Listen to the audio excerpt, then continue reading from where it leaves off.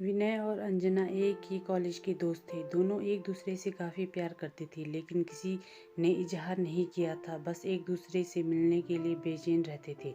जिस दिन कॉलेज में कोई फंक्शन होता तो दोनों साथ ही पार्टिसिपेट करते थे। एक दिन अंजना को किसी लड़के ने प्रपोज किया तो यह बात विनय तक पहुंची और पूरी तरह से तनाव में आ गया, क्योंकि विनय को अंजना का रुख सही नहीं दिख रहा था। अंजना धीरे धीरे करके विनय से दूरी बनाने लगी और शकील के साथ ज़्यादा समय गुजारने में इंटरेस्ट दिखाती थी।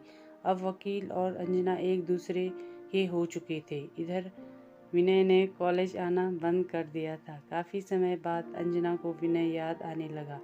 वह पागलों की तरह खोजती रही, लेकिन विनय का कुछ पता नहीं चल पा रहा था। वह किसी तरह विनय के घर पहुंची। विनय अंजना को देखते ही भावुक हो गया और बोला, अंजना क्या बात है, कैसे मेरी याद आ गई? शकील कैसा है? तो अंजना रोने लगी और बोली, शकील की शादी हो चुकी है, उसकी 2 बीवी है, उसने मेरे साथ धोखा किया। विनय, मुझे आपकी ज़रूरत है, मैं प्रेग्नेंट हूँ। यह सुन विजय के होश उड़ गए और वह फौरन अंजना को डॉक्टर के पास ले गया और सब कुछ बताया। आखिर जैसे तैसे करके अंजना की परेशानी का हल हुआ। अब शकील की तलाश में विनय निकल पड़ा, लेकिन उसका कुछ पता नहीं चला। इधर अंजना विजय के प्यार में पागल हो गई थी, लेकिन विनय किसी भी तरह से अपनाने को तैयार नहीं था। अंजना ने गलती के लिए माफ़ी मांगी और गिड़गिड़ाई, लेकिन विनय के चेहरे पर कोई शिकस्त नहीं था। एक अंजना ने विनय को बुलाया और बोली, विनय, अगर आप मेरे नहीं होंगे तो मैं किसी की नहीं होगी। मैं जानती हूँ कि आप मेरी गलती की वजह से इतनी नफरत कर रहे हैं, लेकिन आज भी प्यार उतना ही करते हैं।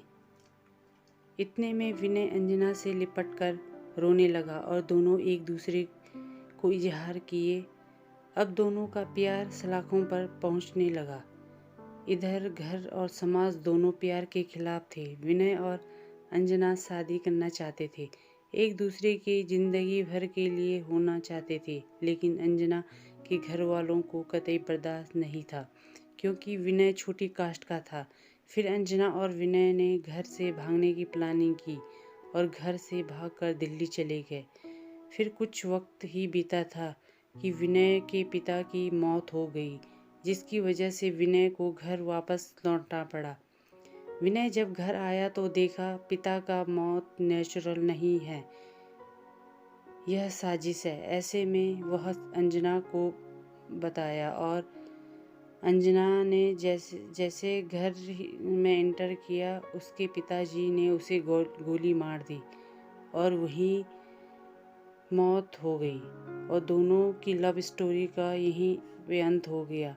दोस्तों, प्यार करना कोई गुनाह नहीं है।